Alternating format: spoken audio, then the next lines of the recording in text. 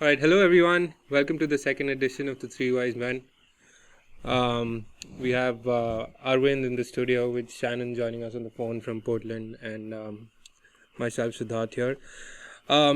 So we had a good first week. We had a lot of friends get back to us with good and bad feedback about what we've done. They raised a lot of topics that we should talk about. So we'll get right into it and start talking about what happened earlier today with Liverpool um, losing in the FA Cup and getting eliminated. And Shannon's really excited to talk about it. So, Shannon, what do you have to say about Liverpool's start in 2017 and why they've been so horrendous?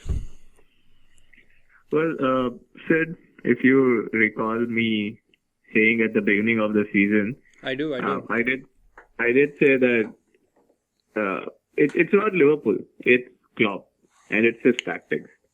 I mentioned this like a million times, saying the English league is not built for gegenpressing, and that's what it is.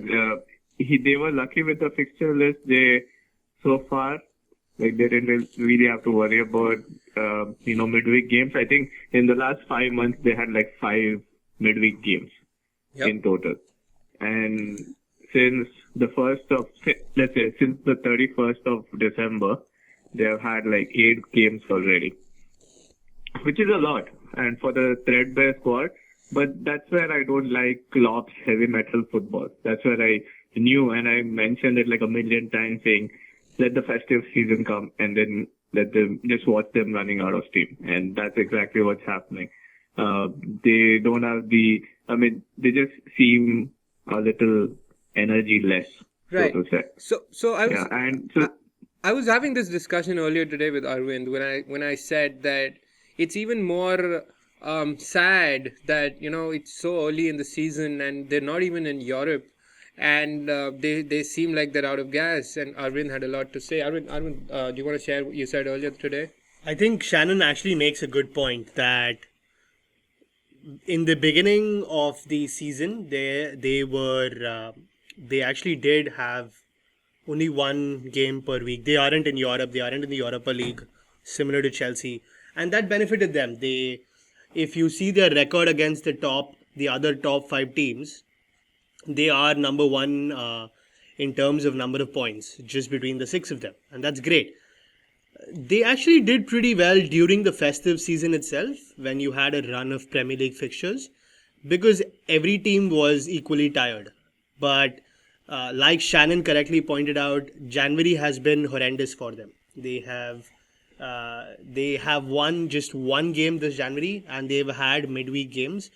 So yes, you bring up a very good point, Shannon. I would like to add one thing though. They've now been eliminated from both cup competitions, and from now on, they have only one game a week. Even Chelsea are involved in two competitions, and guess what? Mane is going to be back soon. So I don't know how quickly they can turn around their form, but if they can get if Klopp can get the same mood back and he can get the same amount from his players, then hopefully Liverpool can have an exciting finish to the season. Right. So I think I brought this up last week. All of us do agree that they're out of gas, and I raised the point that all Klopp needs is a squad that has a lot of gas and not essentially a first team. So Shannon, do you feel that that's the fix for them? He needs like 4 or 5 players who can, do what Mane and Firmino and Lallana do. Do you think that's what will help them in the long run? exactly. Uh, Klopp has had 3 full transfer windows so far, right? Like we are almost at the fag end of the January transfer window. I was just And going to bring that up as well, but I'll let you finish. and it was apparent, like to every pundit or wannabe pundit out there, that beyond the first team, Liverpool doesn't really have a squad as such. And he's signed players, he's made his players better, but the season is a squad game. It's not a 11 on 11 game anymore. and he hasn't signed anyone to improve it. Even, when they started struggling, in this month itself, you don't see any news, you don't hear any rumors of them actually going out and getting players to, have some more options. Why do you especially in think the he's not midfield. done that? Why do you think he's not signed players in the 3 transfer windows he's had? He clearly doesn't have the 200 million to spend, but why didn't they sign Jose Font for 8 million? Why didn't they sign someone else? Why? And they have a horrendous defense. Honestly feel Jose Font, even though again he would have been from Southampton to Liverpool, but I mean, that would have been the perfect signing for them. Why do you think he's not gone out in the 3 transfer windows? Absolutely. I guess maybe he feels he can trust his squad enough, but it's maybe a little, he's looking at his team through red tinted glasses, and it's not really much of a squad, to be honest, and we are seeing the effects of that. And one more thing I would like to add, and kind of skipped my mind the first time I went on it, is the next game Liverpool have is against Chelsea Right. in 3 days time. So it's a very important game, I feel, for Jurgen Klopp. Yep. I mean, if they lose to Chelsea, and United and City and Arsenal catch up, and Spurs obviously are right next to them, it could be a very testing last few months of the season for Klopp. Right. Get knocked out of 2 competitions within the space of 4 days, and whatever advantage they had over teams chasing them has dissipated within a month or two. So it might be testing times for them. Yep. Arvind, do you want to finish up on the Liverpool-Chelsea game? Yeah, I would just like to add, it feels like Chelsea have good luck in this is the best time to face Liverpool when they are really, really low on confidence. Sturridge has been poor, and they've been losing with, League 2 sides or League 1 sides, as we saw. So it's a good time. I believe Chelsea's tactics are going to be very similar to how we played against City, where we're going to be counter-attacking with the front 3 of Hazard, Pedro and Costa. And given that we are going to be in Anfield, I think Liverpool have a bigger mandate to go and attack Chelsea. And that's going to help Chelsea and play into their hands. I see them setting up like they did against City and at the Etihad. And it'll be a very interesting game. I am hoping for a 2-1 Chelsea win for this one. All right, so that was Liverpool. Speaking about Jose Font, what do you guys think about the 2 signings that West Ham have made so far? With Payet clearly not in the first team frame, and Snodgrass coming in for 10 million and Jose Font for 8 million. I'm really excited for them. What do you have to say about that, Arvind? Last season, I believe West Ham came 5th or 6th, and they had a very, very impressive run. This season, the beginning wasn't that good. It took them some time to settle into the new stadium. Payet has been a big problem as well, but we've seen a lot of good things happening of late. Carroll has been fit. He's been scoring goals, and Lanzini has been doing well. And these 2 are really good signings. I really don't know what their goal is for the season. I mean, would a 6th place finish be a success, or would a 7th place finish be a success? But it does seem like, so they were very close to relegation, and it does seem like they have turned that around, and they're going to have a good mid-table finish. Right. I think just finishing in the top half would be a decent. I think that's what they'd be aiming for with the problems that they've had with the new stadium, with the fans being so away from the pitch, which was kind of the main thing at Upton Park. With Payet now doing what he's doing, I think a top 8, a top 10 would be a decent season for them. But you bring up another very good point. Shannon, what do you have to say about Andy Carroll's form so far in the last 2-3 weeks? What do you have to say about that? He's been doing well. He had that amazing, probably goal of the season last week or so, right? And then he made a really good impact. I can't remember who the opponent was, but since he has come back in the first team, you can see him. He has like the energy. Obviously, he takes advantage of his physique. He's a really good header for a tall guy, which is a funny thing to say because you see really tall chaps on the football field and half of them won't even jump. So he really takes advantage of his, body. And I think West Ham finally have a plan A they can Right. play to with Carroll in the team. They have the target man. He can hold up the ball and he's a decent finisher as well. But obviously, Pai will be a very big loss for them. He looks like he's on his way back to France. But it's just funny to me how West Ham's season has deteriorated from how they finished at the end of last year. Right?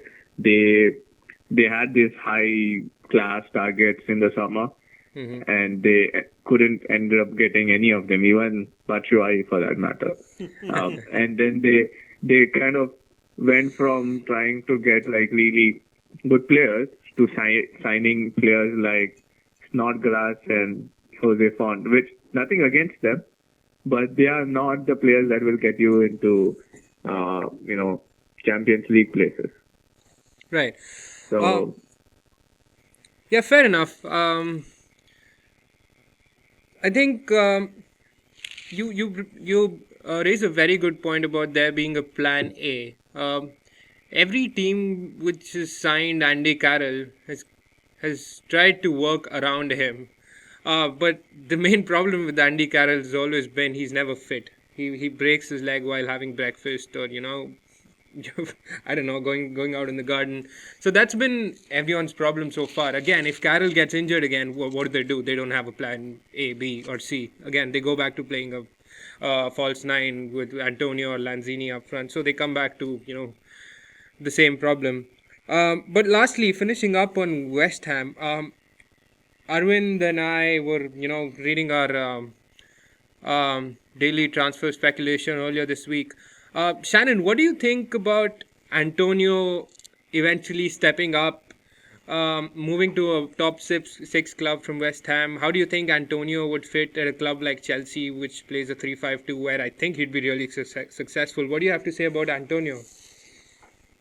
he seems to have come out of nowhere. I mean, I think he was signed from Nottingham or something, right? From Right. like League One or Championship. And then ever since he's come into West Ham, since last season, he's just grown leaps and bounds. He's like a terrific athlete. He reminds me very much of Valencia. Just if he plays on the right wing back position, just bombs up and down all game. Has a lot of energy, terrific technique, and he's added that goal scoring. I think Finish to I think his that's game where as he's well. better than Valencia, where he gets into the box, he'll score Andy Carroll like headers, and he'll be at the end of corners. I think he's better than Valencia. Yeah, that's true. I think it'll be one more season before someone actually, if he can continue this next season as well, then probably someone in the top six will definitely go for him. I wouldn't call him like a first teamer in like a Chelsea, but he'd be a very good backup to like Victor Moses if Conte continues with the wing back system that he has right now. Right. Arvind, do you have anything to say about that? I would like to connect the wing back system that Shannon just brought up. I think Michael Antonio would be a good signing for Chelsea. I don't know if he's an upgrade to Moses because Moses has been very good, but both of them would do the wing back system very good justice. And speaking of Chelsea's system, the game today against Brentford, it just felt like a proper Conte team where the players have bought into the system, and even when Nathan Aki switches from left wing back to left central back, or Pedro switches from the front three to a right wing back, they all know the positions and what is expected of them really well. And we spoke about Conte's amazingness, and we spoke about what Conte has done so well. We really feel he really needs to get some credit for how well the players have been imbibed into the system. Right. So yeah, exciting times ahead for Chelsea and Mikel Antonio. Personally, I think he'll be an upgrade to Moses, but that's just my opinion. Um, so let's move to the bottom end of the table. I know a lot of people want us to talk about the relegation threatened clubs, and Arvind was very excited about what's happening at Hull. Um, so let's compare the two contrasting teams so far. Hull seem to be on the rise with Marco Silva coming in. They seem more settled, more calm. And Leicester have just gone in a downward spiral since the beginning of this season. Um, so I'll let Shannon talk about Leicester first, and then we'll come back to Hull. So Shannon, what do you think has gone absolutely wrong at Leicester this season? Is it just hangover from last season? Is it you know is this who they are? Was last season just a fluke? There's so many questions that come up, and how can 38 games be a fluke? So what's gone wrong this season? Why don't we see Mahrez and Wadi, who were in the top 10 in the team of the whatever the FIFA team of the year? What's gone wrong? Well, I have just one name for you, N'Golo Kante. Was he that crucial? Was he the important piece of the puzzle that just now that he's gone, it's just gone haywire? I think so. See, the back four, back five are the same. The midfield, the front two, they are the same. The only person missing is N'Golo Kante. And if you watch him, even during Chelsea games this season, you would see he does the running for almost two players. Agreed. Right? I don't That's disagree. the only reason. I don't disagree Yeah, about no. Kante. I think he's been great. He was great. But you say that everyone else has been the same. I personally, I don't think any of the Leicester players have played at the same level. I think the defense has been horrendous. I think Mahrez and Wadi have not even kicked into first gear compared to last season. So they've not been the same players. So it's just not N'Golo Kante alone. Yeah, that's true. I mean, as you said, it's like a combination of many things. But I personally feel that the main crucial piece of the puzzle was Kante, and you take his energy, his drive away, and he has very underrated technique for his passing, for his movement. People just look at him as a hustler, but when you actually watch him play, he's a very, very good technical player. Like, that's the effect he's having on Drinkwater. Like, Drinkwater is not having enough time to ping those long balls to Vardy. And I think teams have figured them out. They got a little lucky last season with being knocked out of, both the cup competitions early in the season, and so they had just one game a week, and so they had the fresh players. They played the same starting 11. They did not have any major injuries, so that played like a crucial part. And they had nothing to lose.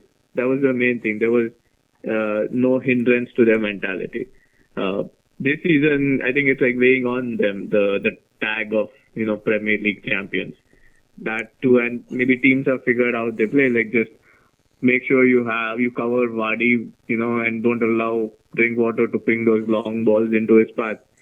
And I think that those few reasons all coming together to why Leicester are struggling. I have two questions for you. Do you see any hope for them with Mahrez and Slimani coming back from the African Cup of Nations, and do you still see them going down as you called last week? I think so. I think I watched them play yesterday against Derby County. Their defense again was terrible. Derby deserve to win the game, to be honest. And if they don't improve their defense, either Mahrez or Albrighton don't click, then I think that's it for them. Right. Arvind, any thoughts about Leicester? To supplement what Shannon was saying, Kante did two things that Leicester are lacking this year. If you see the two centre backs, they are slow, and he protected them very well. Right.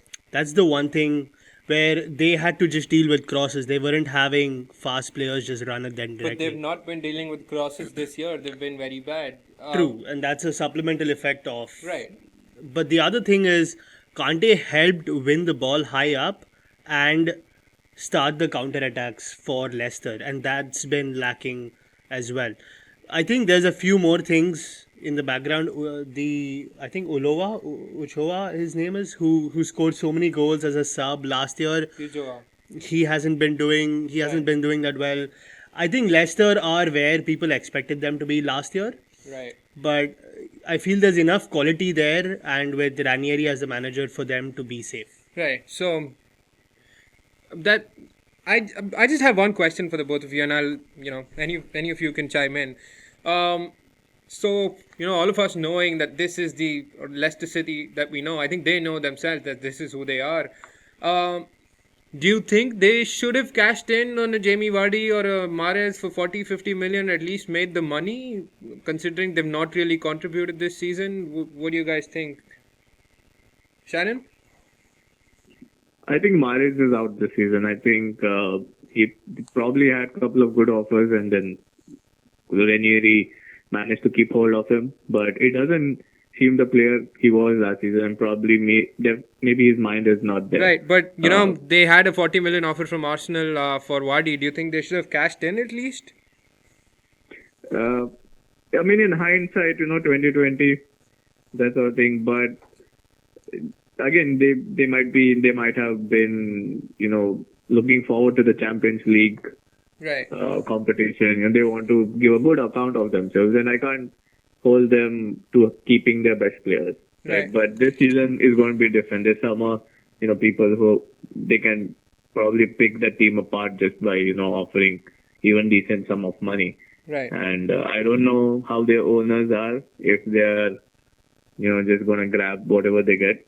Right. But it'd be interesting to see. I don't see Mahrez at Leicester any longer than this summer. Right. You bring up a very good point. Arvind, their form in the Champions League has been, the polar end of what they've been doing in the Premier League. Like, they've been grinding out results. They've been getting those 1-0s. They're in the knockouts. Why does that work for them, and why doesn't the Premier League work for them? How do you explain that? I would take you back to the Chelsea-Leicester game in the first half of the season, when it was after the international break and Leicester literally had a second string 11 playing against Chelsea. And so, if I remember correctly, Mahrez was rested. There was another couple of key players rested. And they are definitely focusing on the Champions League. I think as long as they don't get relegated, they're pretty happy with the season. But yeah, they have really prioritized the Champions League, and they're done pretty well. They are in the knockouts. They topped their group, if I remember. And I'll be rooting for them in the last 16 as well. Perfect. So that was Leicester City for you. Arvind, you wanted to talk about Hull City. What do you like so far after Marco Silva has come in? What do you like about them? Hull City have been playing much more organized. I do know that they got rid of Snodgrass wanted to leave, but I think they made a couple of signings as well in the midfield that should bode well. I remember the game against Chelsea last weekend, where they gave a very good account of themselves. And yes, Chelsea won 2-0. There was a penalty call that was disputable, and it could have been 1-1, and who knows after that. But Hull City look promising. They've given United a good run with the 2-1 victory in the EFL Cup. I definitely see them staying up with the changes that Marco Silva has put in this year. All right. As Mourinho said, it was a draw. So, I'll just stick with it. Mourinho likes to change facts to his benefits. But yeah, it was the scorecard said 2-1. So yeah. All right. We all wish the well to. One more point about Mourinho is he's beaten Klopp only once, and that was a 2-0 victory where they went out in the Champions League final. So he likes to twist facts the way he wants it to. But anyways. All right. We're not going to listen to Arvind here and completely ignore him. Of course, we wish the very well to Ryan Mason, who had a very bad skull injury last week, and hoping he gets back to the field very soon. So, Shannon, do you have anything to talk about finishing up on Hull City? Yeah, one last point about Hull. You guys make great points about how Marco Silva is doing well in terms of changing the way they play. But I really think they don't have the squad to pull it off. I believe against United at the EFL Cup, they had 2 teenagers in the starting 11 and probably another 4 players on the bench that have had any sort of league playing experience. So I think that's going to bite them in the ass. And So saying that, do you think it's a lost cause? Why do managers even take the job in the first place? I mean, Steve Bruce left the job right before, days before the season started, just because they didn't have enough players even to, to assemble a first 11. That's why we had Mike Phelan coming in, and if you remember, he tweeted a picture of the training ground with no players on the pitch. So why do you think there's no money coming in? Why do you think managers take the job when it's a lost cause? Well, it's a challenge effect, right? If he does well, if he does manage to have some sort of a relegation miracle, then he'll be in demand next year. And if not, then people know it's a lost cause anyway. So Right. for the new manager to come in, I don't think it's a lose situation for him, to be honest. Right. Yeah, personally, I feel with Snodgrass going out now, who is their player of the season so far, I think they're going to get relegated. But moving on from the teams, let's talk about the issues surrounding football. And these are topic coming in from our friends. Shannon, talking about United first. What's been happening with Anthony Martial? Why do you think he hasn't been doing well? Is it just Mourinho doing a Mourinho, similar to what he did with Mkhitaryan, where he was so harsh on him and he got the best out of him? Do you think that's the right approach with Martial as well? What do you think about this? Like after seeing what he did with Mkhitaryan, I mean, though he has a history of alienating players, I think this is what Martial needs. He had a very successful first season, and though he's still a kid, he's just 21, but it's up to him to make sure that he's a mainstay in the squad, or mainstay in the first team, rather. And if Mourinho is not seeing enough, then I believe what his judgment call. And also, when Mkhitaryan was out, you didn't see any leaks about or any rumors that he's unhappy. I mean, there were news, but he came out and clarified. He's like, no, I'm the one who needs to improve. Right. And I think that's what Martial needs to do. And I just read an article that said Zlatan actually pulled Martial aside and then spoke to him saying, hey, trust the manager. If he's saying something, it's for your good. And it on the other side of, not just his goal scoring abilities, this is proving to be like a huge influence in the dressing room. So I hope Martial picks up what Mourinho and Zlatan are telling him and improves Right. his game. Very nice. Personally, I feel we needed a personality like Mourinho. I don't think Moyes and Van Gaal were strong enough to bench such players through the last 3 seasons. I think he just kept on playing players like Di Maria and Martial and the others, including Mata and Rooney, when they were not playing well. Whereas Mourinho has just straight out benched them for big games when he doesn't feel that they're not doing well on the training sessions or the games. But another thing that baffles me, and Arvind, do you want to chime in on this? Why do you think he's not played Luke Shaw so far? What's with him and Luke Shaw? I think Luke Shaw, everyone thought Luke Shaw was the player for the next 10-15 years for England, the solution at left back after Ashley Cole, the solution at left back for United after Evra. What do you think has gone wrong with him, and he prefers players like Damian to Luke Shaw? Good question. I know that Mourinho is a fan of Luke Shaw. Chelsea bid 28 million and matched United when Mourinho was with us. So he definitely sees the promise in him. This might just be a case of Luke Shaw's performance levels not being the same after the lengthy injury. I have seen that even Kurt Zuma is slowly getting integrated inside. It is going to take some time because that was a bad injury. I remember reading an interview about him where he said he could still feel his leg and the area of where he had the surgery. So I think Luke Shaw will come good. Just needs some time. He's going to be a United player for the next 10 years if things go well. Shannon, do you want to say anything about our favorite player and the speculation surrounding him? Do you think he'll come back into the first team fold, or do you see him leaving eventually? No doubt about it. He's gonna be good. Like as Arvind pointed out, these injuries are terrible. Though what happened to Zuma and even Luke Shaw's leg break, it was terrible. You have to remember that like for 6 months you can't really do anything. Right. And Luke Shaw is like Rooney in terms of his physique. He is a big lad, and as Louis Van Gaal pointed out to him in the first season, that he needs to work on his fitness, and I can see why after being out for a year he's struggling with his fitness now. I think 2 months of intense training, trying to integrate him back should work out. Right. And I think he's playing against Wigan, so fingers crossed, and hopefully he'll have a very good rest of the season. Right. And I really think we should plan a podcast and talk about the night we met Luke Shaw. All right, I'm going to write that down. So, talking about the top four, and I know this changes every week with the kind of season we've had so far.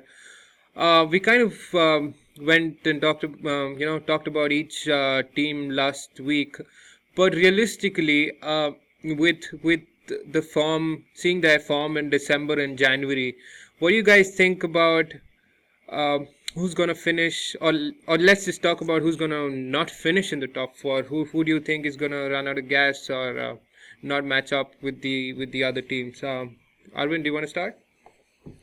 We've spoken about this a little bit. Yeah. I think first and foremost, if you would have told any Chelsea fan that you guys would, as a realistic target, that top four would be good, anyone would have taken it. And so I'm glad to note that Chelsea are going to be in the top four.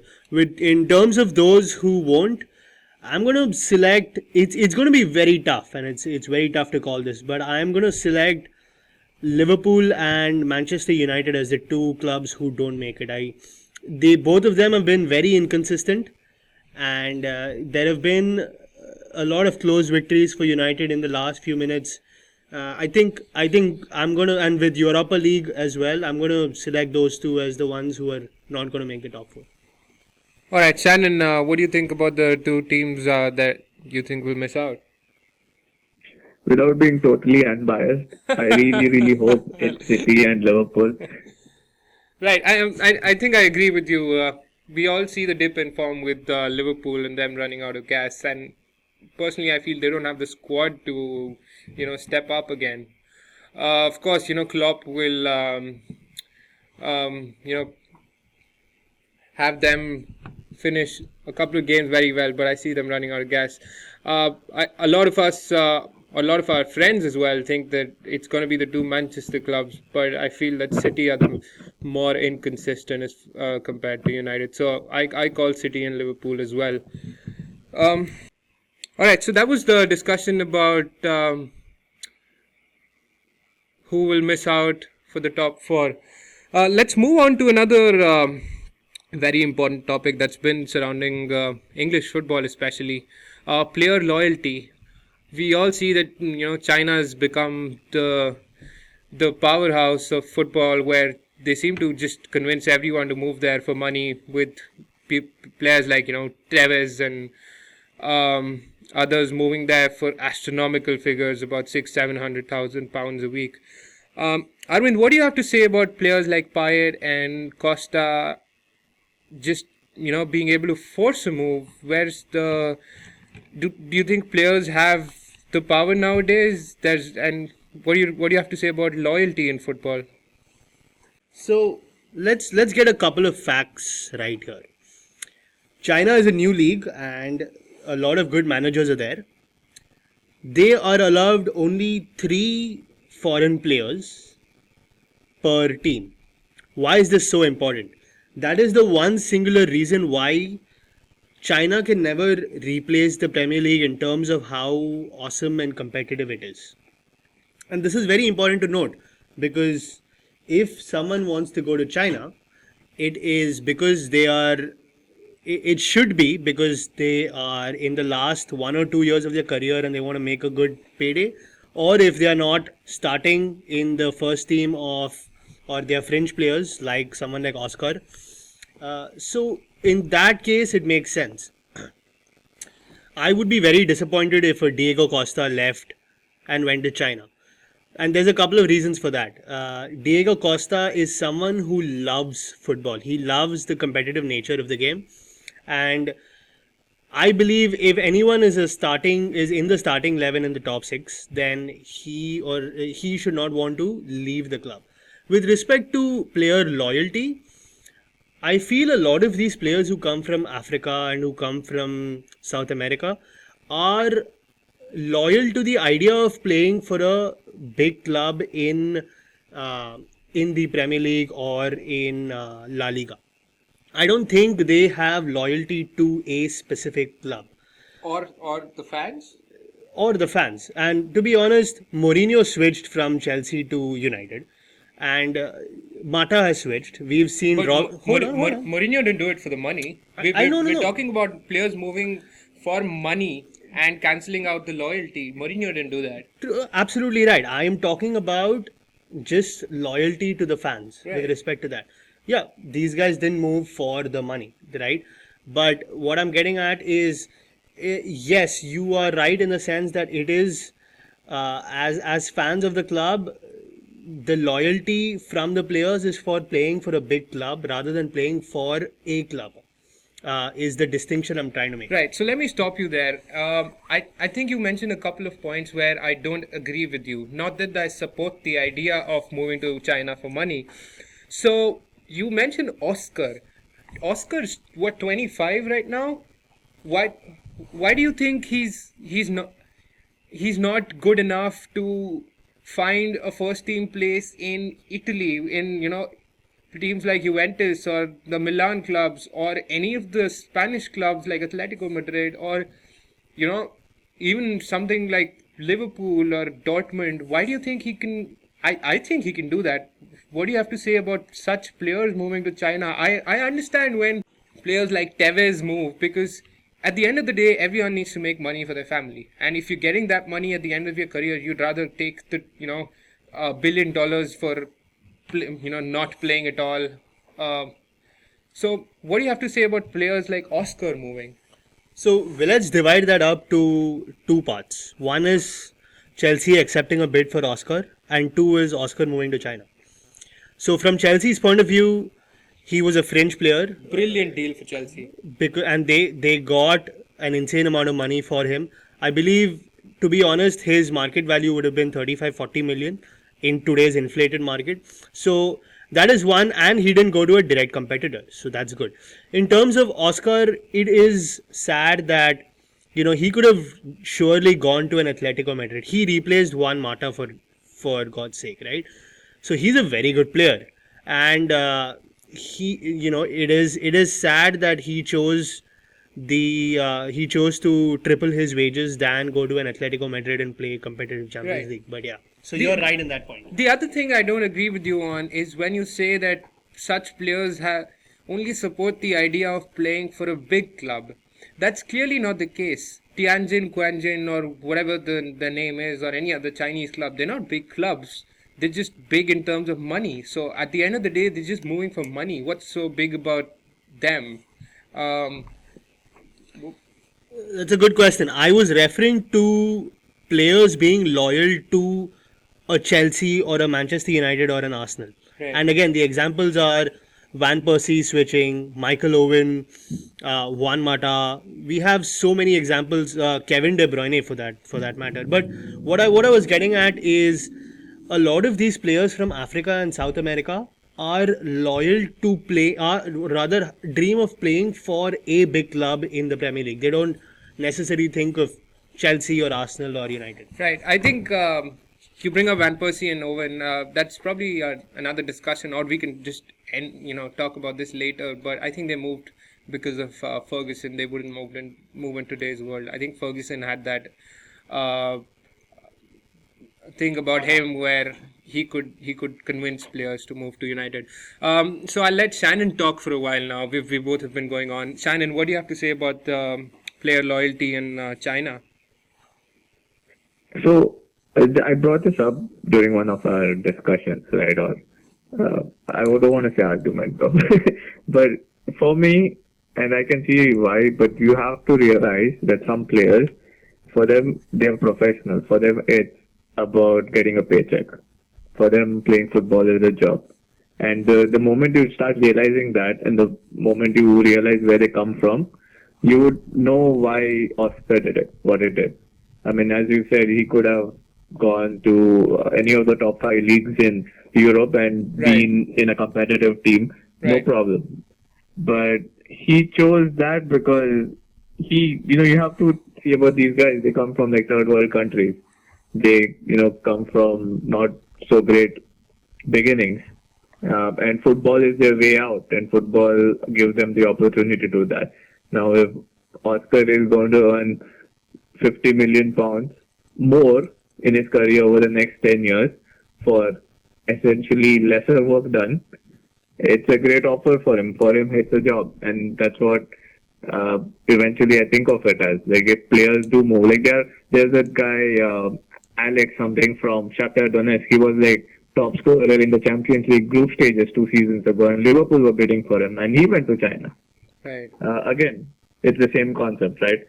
If you get a higher paying job and you don't have to work as hard, why wouldn't you take it? Right. So, do you think fans just need to get out of their bubble? Do I just need to get out of my bubble and not buy, let's say, a Rooney or a Mata jersey, and just accept the fact that tomorrow, if China or any other new country comes in with 100 million bid for Rooney, he will leave? Do you think that we as fans should just accept that fact?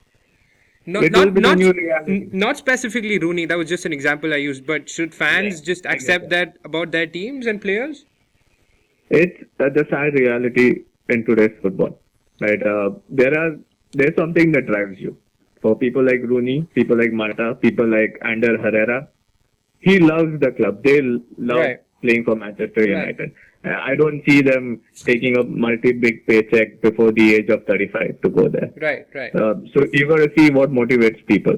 And if your motivation is playing for a big club and, being loved by millions of fans and the ability to be competitive in a good league, then you go for it. But Right. if money motivates you, that's it. I would just like to add one point. The one place I disagree with Shannon is I don't feel like top players ever want to play in a lesser competitive league. Someone like a Costa just wants a good fight. I think again the thought of, so yes, the money is attractive, but I think all of them know that they are going to not be challenged as much, and that is not an incentive that they're not going to be challenged as much. I think players would rather score 15-20 goals in the Premier League than score 50 goals in the Chinese league. But yeah. Agreed. And I think that's a choice you make as a person yourself. Like Costa could either move to China today, or he could have his agent use China as bait to get a better contract. So it's a sad world where it's all about money, but a good healthy discussion. Lastly, let's talk about players' safety, and we see these horrific collisions and accidents happening on the pitch every now and then. We had this collision between Ryan Mason and Gary Cahill, and Mason ended up in the hospital with a fractured skull. Thankfully, he's better and on the road to recovery. What do you guys think can be done to avoid that? I know avoiding that, that's kind of a stupid question, because you cannot avoid that in football. They won't be competitive anymore. What do you think can be done to improve players' safety? Shannon, do you want to say anything? As you said, it's a contact sport. And if you watch football games from like the 70s, 60s, and 70s and see how those players played, you would be glad. You would think that we live in a civilized world now. Right. So it's definitely gotten better to what it was 30 years ago, 40 years ago. But there are these injuries you can't really plan ahead for, or there was nothing wrong with the way Gary Cahill challenged for the header. It's just Ryan Mason's head happened to be there, and it's just unfortunate. You see people breaking their legs, like Luke Shaw, Antonio Valencia, Kurt Zuma, people snapping ACLs. Right. It's just the nature of the sport. It's part and parcel of the game. Sometimes you are lucky to get through a career without any serious injuries, and sometimes you're not so lucky. Arvind? I want to add a very quick point. It was first off, kudos to the medical staff for attending to Ryan Mason so soon. Both Hull and Chelsea, I think both attended him on the spot, and they did a brilliant job. But the other key point that I want to bring up was the attention given to Gary Cahill. In the National Football League in America, whenever there is a contact to the head and someone is afraid of concussion, there is something called concussion protocol, which I believe needs to be followed with head injuries in the Premier League. Do you want to talk more about what that is? Because I'm not familiar with that. So they do a series of tests to make sure that a person doesn't have a concussion. And I think it was the Kramer in the Germany final. The important thing was he didn't, after about 5 seconds after his head injury, he forgot where he was and he could continue, but then about 10-15 minutes later he came out. What I'm trying to say is Gary Cahill was complaining of head pain even during the halftime break, and Chelsea still kept him on, and I think that is a big mistake. There needs to be a proper concussion protocol set by the Premier League itself for especially for head injuries, because these cannot immediately be detected by the person itself in a short term, but there are these tests that can be done to understand if it's something more serious. Correct me if I'm wrong, wasn't that protocol implemented in the Premier League earlier this season already, where if it's a head or a facial injury, the game immediately stops, the trainers come in and they make sure that they make the decision whether the player is good to continue or not, the player himself who would want to continue in the heat of the moment? So, first off, kudos to the referee for actually stopping the game right away. I do not think that was implemented in the case of Gary Cahill, because he was clearly in distress, but he wanted to continue and he was allowed to continue. Right. Also, the concussion protocol usually takes 2 to 5 minutes to follow, and I don't think that was administered with Gary Cahill. Right. So yeah, always safety first. I just have one more point to add. So personally, I feel if we continue on this route, we're gonna end up with a very boring sport, and I don't mean that in a bad way. I already missed the times when we had Scholes and Keane and Vieira go in for tackles without thinking about the outcome, whether I'm going to snap Vieira's leg or if I'm going to snap Scholes' leg. Do you think that'll eventually go away and it'll become a very boring sport in that way? Shannon, what do you have to say? Do you think players will eventually become just expensive, fragile commodities and that everyone's going to be afraid to touch each other? Well, firstly, Arvind made really good points about the protocol, right? And I want to bring in NFL for a little bit before I answer your question. Sure, go ahead. The NFL, you have long-term injuries, right? Like the sport itself is not conducive to being healthy long-term. You get the amount of hits, that your tackles and the way you get hit by, 300-pound men. It's sort of they need that concussion protocol more than us.